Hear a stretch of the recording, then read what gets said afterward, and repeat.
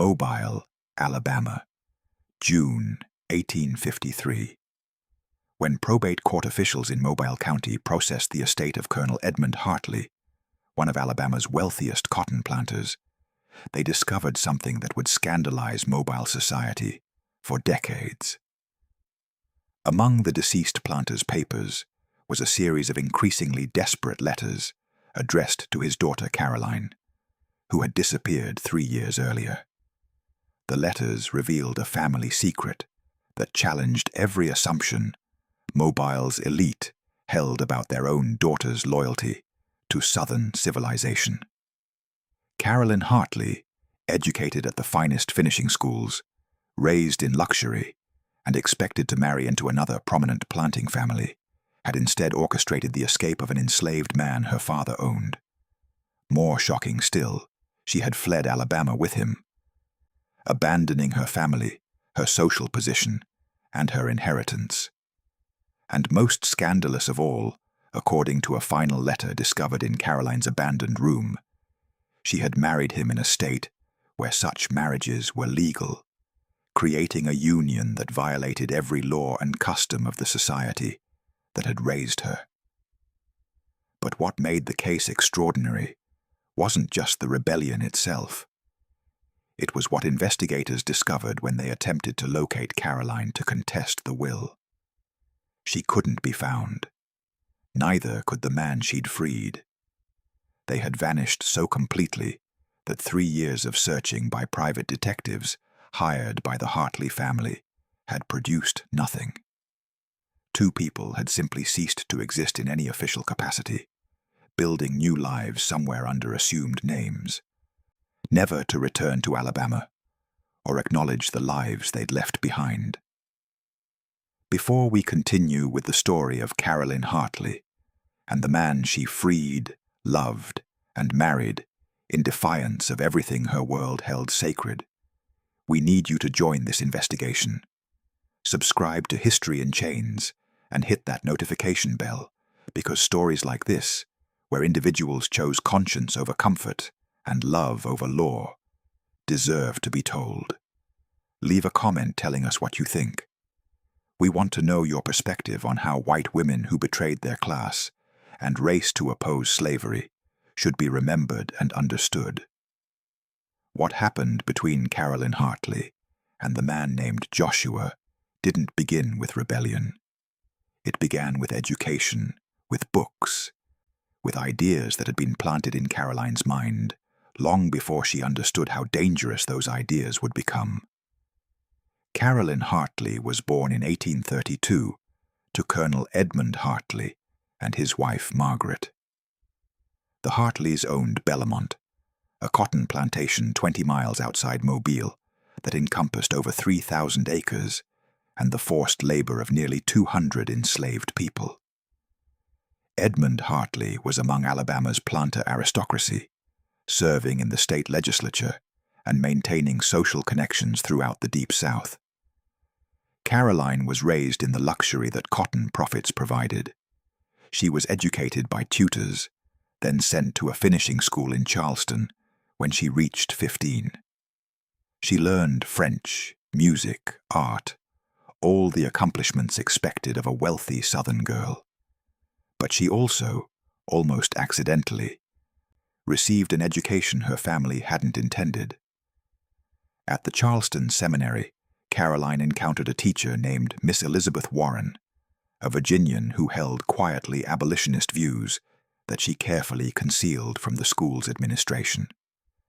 Miss Warren taught literature, but she selected readings that encouraged students to think critically about justice, morality, and human dignity.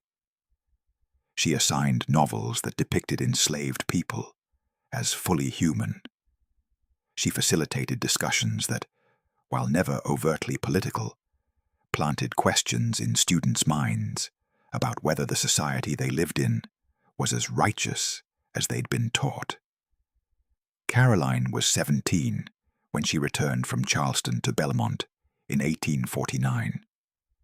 She came home with ideas that disturbed her parents. Though they initially dismissed her concerns as youthful idealism that would fade with maturity. Caroline would question the morality of slavery during family discussions.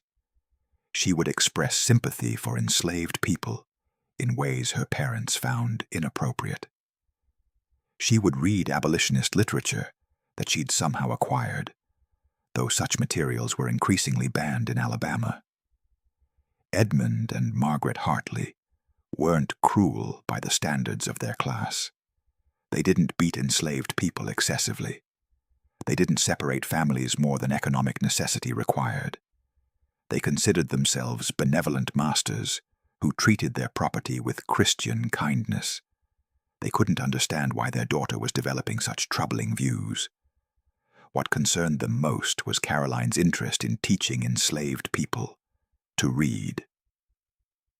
Alabama law forbade literacy instruction for enslaved people, and Caroline's parents had always enforced this prohibition strictly. But Caroline began secretly teaching house servants, starting with the children who worked in the mansion, gradually expanding to include adults who expressed interest. Among her students was a young man named Joshua. He was 24 years old in 1850, born on the Hartley plantation, trained as a carpenter and blacksmith. He was intelligent, skilled, and by all accounts one of the most capable people on the property, regardless of race. Edmund Hartley had recognized Joshua's abilities and given him responsibilities that went beyond typical enslaved labor, using him to manage complex projects and solve problems that required thought rather than just physical work. Joshua was also light-skinned, which plantation records attributed to mixed ancestry, the euphemism used when enslaved people had white fathers. Joshua's mother had been owned by Edmund's father, and family resemblance suggested Joshua might be Edmund's half-brother, though this was never openly acknowledged. Caroline began teaching Joshua to read in the spring of 1850.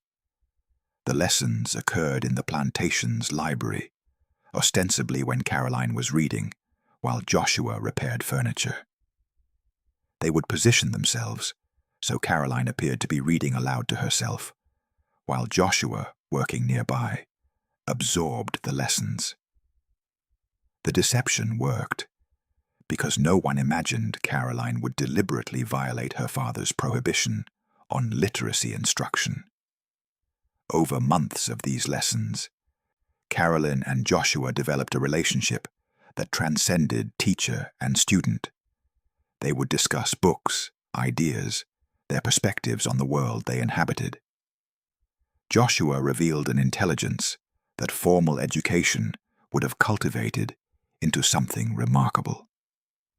Caroline revealed doubts about her society that she couldn't voice to family or friends. They became, despite every social barrier designed to prevent such connection, genuine friends. The friendship evolved into something deeper. Exactly when affection became love is impossible to determine from surviving evidence. Carolyn's letters, discovered after her disappearance, suggest the transformation was gradual, emerging from mutual respect and shared intellectual interests. Joshua left no written record, so his perspective exists only through Caroline's descriptions of their conversations. By late 1850, Caroline had concluded several things. First, that slavery was morally indefensible, regardless of how supposedly kindly it was practiced. Second, that she couldn't continue living as a beneficiary of the system. Third, that she loved Joshua and wanted a life with him, though such a life was impossible in Alabama or any slave state. Carolyn began planning. She was 19 years old, educated, intelligent, and increasingly determined to act on convictions that had been building since her time in Charleston. She studied maps. She researched northern states where interracial marriage was legal. She calculated how much money she would need and how to access family funds without triggering suspicion. She was conducting reconnaissance for an operation that would require perfect execution, because failure would mean destruction for both herself and Joshua. Caroline confided in Joshua about her plans in January 1851. She proposed that they escape together, that she would free him, and they would build a life somewhere that allowed them both dignity. Joshua's response, as Caroline recorded it in her letters, was conflicted. He wanted freedom desperately, but he understood the risks, understood that Caroline was proposing to sacrifice everything, family and fortune and social position, for a future that was far from certain. Caroline was insistent. She wrote in a letter to a confidant, "I cannot remain complicit in evil simply because the alternative is difficult. I cannot claim to oppose slavery while continuing to benefit from it. I cannot claim to love Joshua while treating him as property my father owns. Whatever comes, whatever hardships we face, will be better than remaining in a system that denies our humanity in different ways, but equally, completely." The planning took 5 months. Caroline gradually accumulated money, claiming she needed funds for various purchases, but actually building reserves for their escape. She made copies of documents they would need, including Joshua's manumission papers that she forged with her father's signature. She identified Underground Railroad contacts through coded correspondence with anti-slavery networks, connections she'd made through her illicit reading of abolitionist materials. Just when we thought we'd seen it all, Caroline's plan reaches the moment of truth. If this story is affecting you, share this video with someone who appreciates stories of moral courage. Hit that like button to support our content, and subscribe to never miss stories like this. Let's discover together how Caroline and Joshua escaped, because what they accomplished would demonstrate that love and conscience could overcome seemingly insurmountable barriers. The escape occurred on June 12, 1851. Caroline and Joshua departed Belmont separately to avoid suspicion. Caroline left during the afternoon, telling her parents she was visiting friends in Mobile and would stay overnight. This was common enough not to raise concerns. She took a small bag, claiming it contained clothes for her visit, but actually containing documents, money, and essentials for extended travel. Joshua left that evening after completing his workday. He told the overseer he was visiting an enslaved woman on a neighboring plantation, a common practice that was occasionally permitted. He took nothing that would suggest he wasn't planning to return by morning. They met 5 miles from Belmont at a location they'd carefully selected. A free black man who worked with the Underground Railroad was waiting with a wagon. He transported them north through Alabama, moving at night, hiding during the day, using routes and safe houses that the network had established for escaping enslaved people. The journey took 3 weeks. They traveled through Alabama, Tennessee, and Kentucky, finally reaching Ohio in early July. Ohio was a free state, and more importantly for Caroline and Joshua's purposes, Ohio law permitted interracial marriage. They married in Cincinnati on July 7, 1851, in a ceremony conducted by a Quaker minister who asked no questions about their backgrounds. From Cincinnati, they traveled to a small community in western Pennsylvania, where Underground Railroad contacts had arranged housing and employment. Joshua found work as a carpenter. Caroline took employment as a teacher in a small school that needed instructors and didn't inquire too closely about her background. They lived under assumed names, presenting themselves as a married couple from Virginia who'd moved north seeking better opportunities. Meanwhile, back in Alabama, the Hartley family was descending into chaos.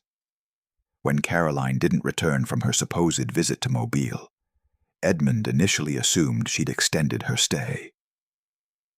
When Joshua didn't return from his supposed visit to the neighboring plantation, the overseer assumed he'd run away and organized a search party. By the third day, Edmund began to suspect the disappearances were connected.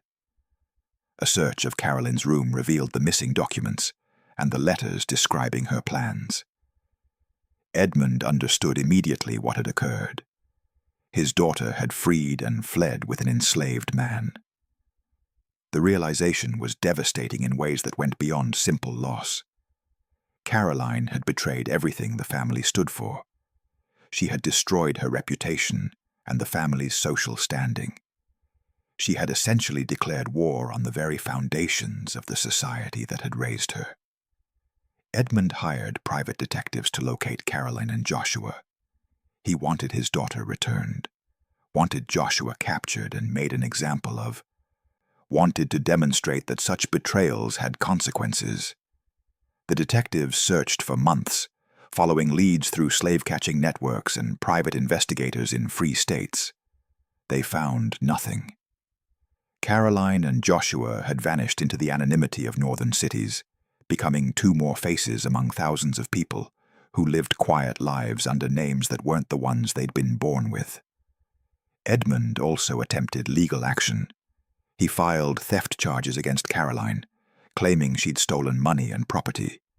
He filed escaped slave charges against Joshua, though enforcing these in free states was difficult, even with the Fugitive Slave Act.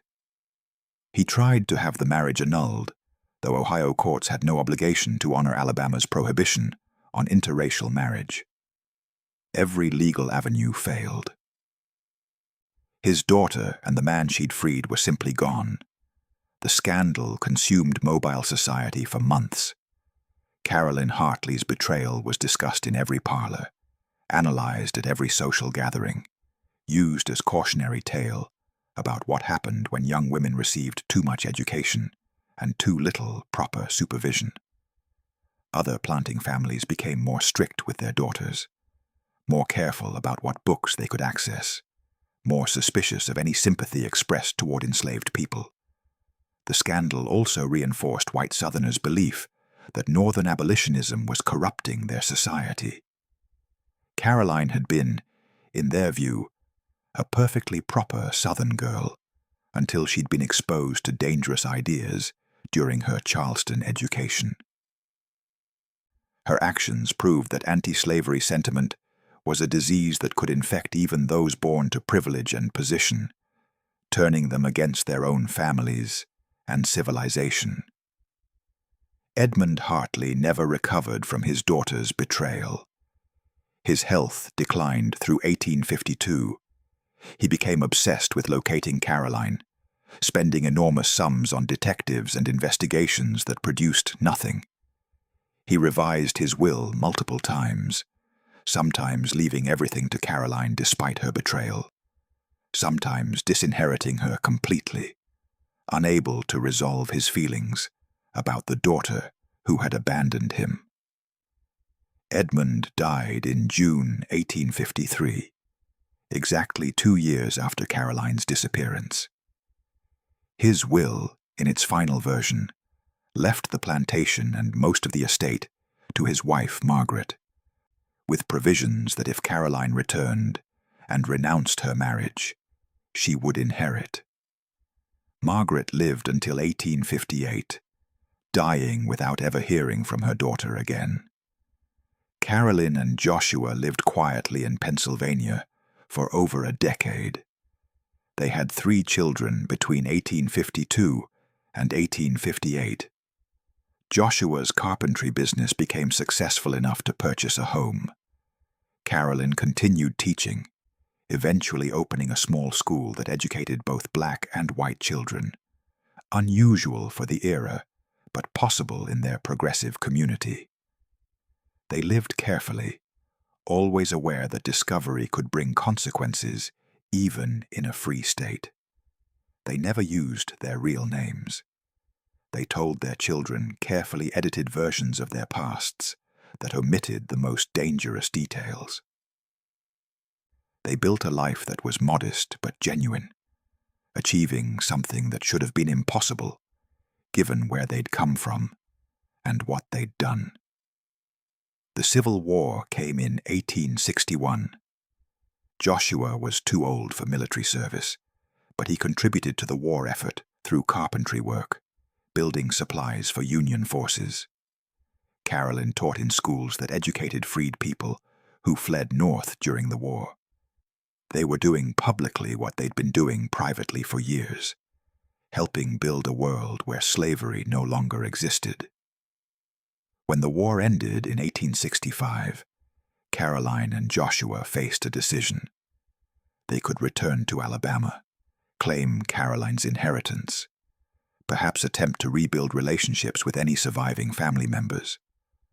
Or they could remain in Pennsylvania, maintaining the life they'd built under assumed names, never acknowledging their pasts.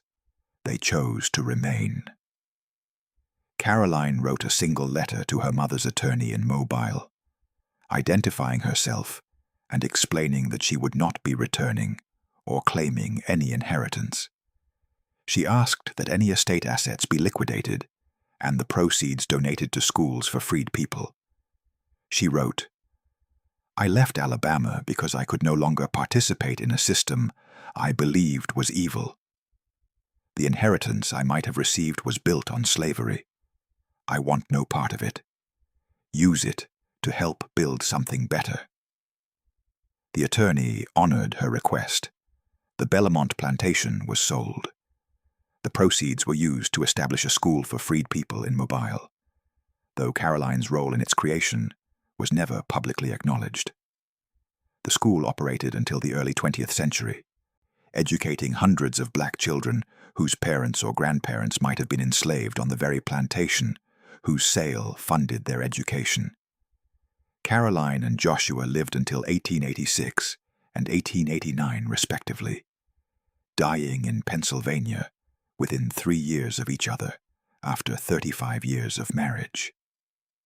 Their children grew up knowing edited versions of their parents' story, learning only as adults about the full extent of what Caroline and Joshua had risked and accomplished. The true story of Carolyn Hartley and Joshua remained largely unknown until the 1930s, when a researcher studying Underground Railroad records discovered references to a white woman who'd helped an enslaved man escape and had married him. Further research uncovered Caroline's letters, the Hartley family records, and evidence that allowed reconstruction of their story. The case raised complex questions that historians continue to debate. Carolyn Hartley was, in one sense, heroic. She rejected the luxury and privilege of plantation life because she recognized it was built on evil. She freed another human being at great personal cost. She followed her conscience, even when doing so destroyed her relationship with her family and her social position. Yet Caroline was also operating from privilege that made her defiance possible in ways it wouldn't have been for others. She had education, money, family connections that helped facilitate her escape. She could pass as white, move through society without the scrutiny that a black woman would have faced. Her rebellion was genuine, but was enabled by the very privilege slavery's system had granted her. For Joshua, the complexity is different. He gained freedom, but lost community. Everyone he'd known remained enslaved on the Hartley plantation, while he escaped north with the daughter of the man who'd owned them all. Some historians speculate that Joshua might have felt guilt about this, about achieving personal freedom while leaving others behind. Others suggest that Joshua's focus on building a successful life and supporting freed people's education represented his attempt to honor those he'd left enslaved. Modern descendants of the Hartley family, most of whom are unaware of Carolyn's story, occasionally discover it through genealogical research. Reactions vary. Some view Caroline as a courageous ancestor who broke with the family's shameful participation in slavery. Others view her as a traitor who betrayed her family and her race. Still others recognize the complexity, understanding that Caroline's actions were simultaneously admirable and troubling, that she both challenged and benefited from privilege, that moral judgments about people operating in impossible circumstances resist simple categorization. The story also reveals how some white Southerners did reject slavery, despite the enormous social and personal costs of doing so. Caroline wasn't unique. Other white women and men made similar choices, freeing enslaved people, assisting escapes, marrying across racial lines in defiance of law and custom. These individuals were rare, but they existed, demonstrating that participation in slavery was not inevitable, even for those born into the system, that conscience could overcome societal conditioning. The school that was funded by the sale of Belmont Plantation operated for over 60 years, educating generations of black children in Mobile. The irony that an institution opposed to slavery had funded freed people's education was likely not lost on anyone familiar with the circumstances. The plantation, built on enslaved labor, was transformed into educational opportunity for those whom slavery had been designed to keep ignorant. Caroline and Joshua's story challenges simplistic narratives about the antebellum South. It shows that not all white Southerners accepted slavery. It shows that relationships across racial lines, while extraordinarily difficult and dangerous, did occur. It shows that some people, however few, chose moral principles over social acceptance. It shows that love and conscience could motivate actions that defied every law and custom of the society that condemned such defiance. What do you think about Caroline Hartley and Joshua's story? Was Caroline heroic for rejecting her privilege and freeing the man she loved? Or was her ability to make that choice itself a product of privilege that most people didn't have? Should we celebrate individual acts of conscience like hers? Or should we acknowledge that individual resistance, while important, was insufficient to challenge slavery as a system? How do we balance recognition of courage with acknowledgement that those who showed courage often did so from positions of relative safety that others couldn't access? Leave your comment below. If you found this investigation compelling, subscribe and hit the notification bell. Share this with someone who appreciates stories about moral courage and the complexities of resistance. The stories that resist simple moral categorization are often the ones most important to preserve and discuss. At History in Chains, we believe in presenting history honestly, acknowledging both the courage and the privilege involved when people challenged systems they were born into, and preserving narratives that reveal the full complexity of how individuals navigated impossible moral circumstances. See you in the next video.